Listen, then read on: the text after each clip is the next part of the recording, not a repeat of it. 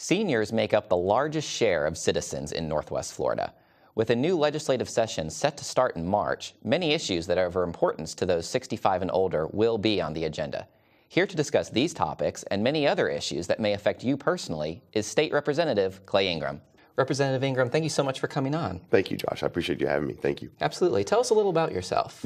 Thank you so much. So I'm a Pensacola native. I was born here, actually in Cantonment, and was delivered as a baby at West Florida Hospital. So was local, I think, as you can get. Went to Tate High School and was gifted enough as an athlete, sounds kind of funny now, to go to Florida State and play football. I got to play for Coach Bobby Bowden. That was a really neat experience, something that I've been able to draw on to see how he functioned as a coach and as an executive, and something I've drawn on in my professional life. And so after that, worked in sales, and then as a teacher, done some varied career stuff, and then was elected to the legislature in 2010.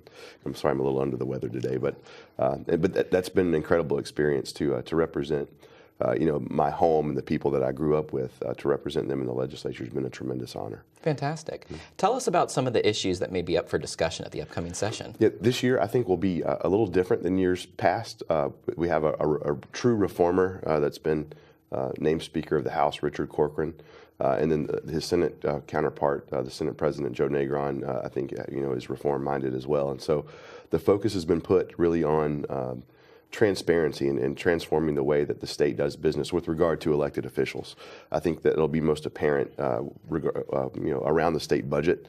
There's a new process put in place where, in the past, members of the legislature at the very last minute could sneak in what we call budget turkeys and programs and projects that were not vetted through any process. And so the speakers put in place through House rules on the House side of process that will force members of the legislature to own projects. So no longer will things just be put in the budget. No one will know where it came from at the last minute. There will be ownership so that these budget turkeys someone will have to be held accountable.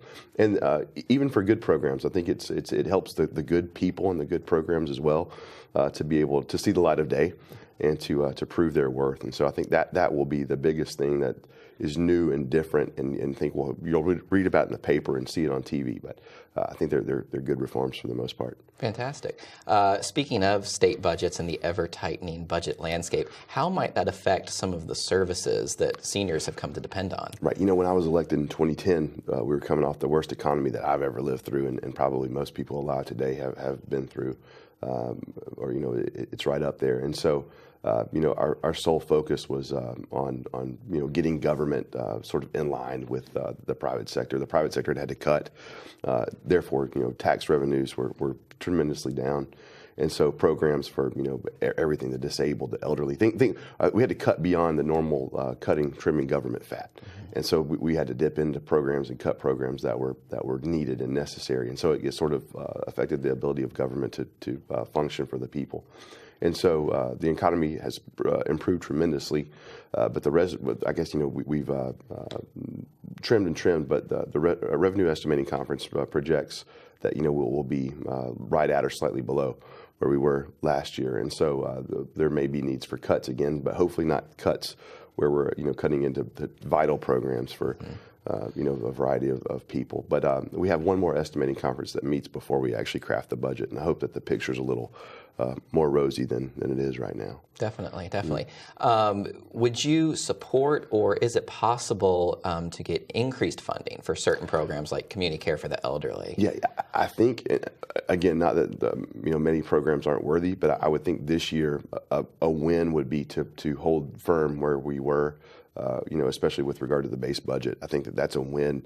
I think, again, with no crystal ball, it looks like this session to hold steady where you're funded would probably be a win, and then hope for increases in vital programs and necessary programs and valuable ones that serve a statewide interest, in the future. Gotcha. You're obviously a state representative, so you're active in the legislative process, but you also hear a lot from the people who live within your district. What do you think is the biggest challenge that the senior population faces? Yeah, Florida is so unique. We have people that come to Florida as tourists and then that retire, to Florida. And so I think that the challenges are many, but I think that we've done a pretty good job of trying to make this a senior-friendly place to live. You know, we want to take care of, I know this is something that's talked about in circles. Like you said, we talk to a lot of people, but we want to take care of children, the elderly, veterans, and animals. It's kind of a thing you want to never forget. And so, you know, again, I think we just sort of have an eye on making this a consumer-friendly place for the elderly. But there are many challenges, but I just feel like, for the most part, legislators do keep an eye out for the programs that help the elderly. Definitely. What do you believe is the role of government in helping seniors live, you know, healthy, independent lives? Right. You know, again, Florida being a little unique, you know, I think government, for the most part, does things for people that they can't do for themselves. I think that you know, sort of model I use for talking to students is, you know, I kind of talk to them about, you know, I as an individual can't go build a school or a road, but if I pool my resources with fellow citizens, we can build a school, a road, pay teachers and policemen, and for the folks that can't take care of themselves, that's something the government does too. But here in Florida specifically, because of the you know, sort of abnormally high population of elderly retirees, I think it's important for us to keep our consumer laws. As a Republican, we're typically against more regulation, but in this instance, in this state, I think we have to keep an eye on keeping our consumer regulations tight to prevent fraud and stealing from the elderly, things like that. So I think we've done a good job of that, and that's something that, again, that we keep an eye on. Yeah. Have you talked to senior individuals who may feel insecure about, you know, the funding landscape and worried that some of these services are going to get cut? Yeah, but personally, that's a good question. You know, I think more advocacy groups or people I've talked to keep the focus there. I don't know if I've talked to any specific people that were concerned, but I mean, through their advocates, I have heard that, yes. Gotcha. I know that it was a big win. Florida recently passed the property tax break for seniors through the amendment process. What positive effect do you foresee for that? Yeah, you know, you think about people that have moved here and bought a house and you know, 1950 and paid, you know, $3,000 for it. And now these houses have tremendous value, and to protect the you know, property tax break, to keep those people that their salaries haven't increased or their, you know, income hasn't increased, that it'd be a real strain to have to pay property taxes on something that's appreciated in value to, you know, $250,000. So I think it's something that I think has a tangible help for people, and then also sends a message that we care about the elderly and want to protect their financial future and look out for their well-being. So that's positive. Definitely, that's important.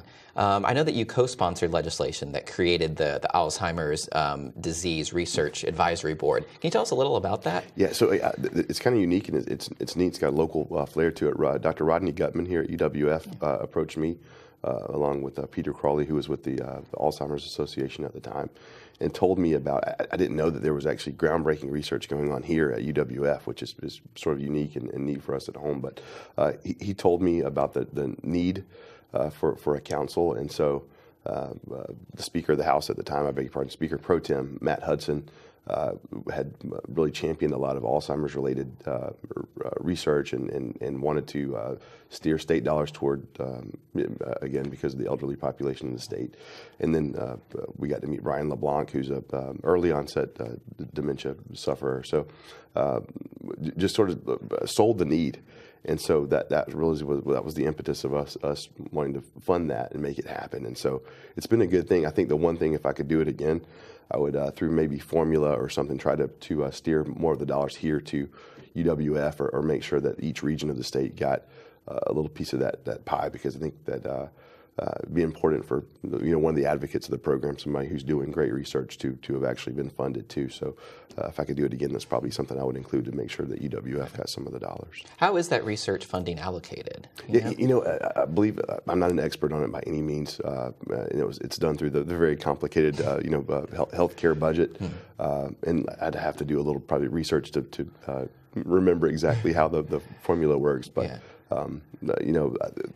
one thing we looked at is, Alzheimer's tag and some things through DOT and some creative things to create more dollars there. So hopefully in the future that's a way we can create more funding. Fantastic. Is there any other information about the legislative session? I know committees are about to start that you think might be of importance to seniors. They are.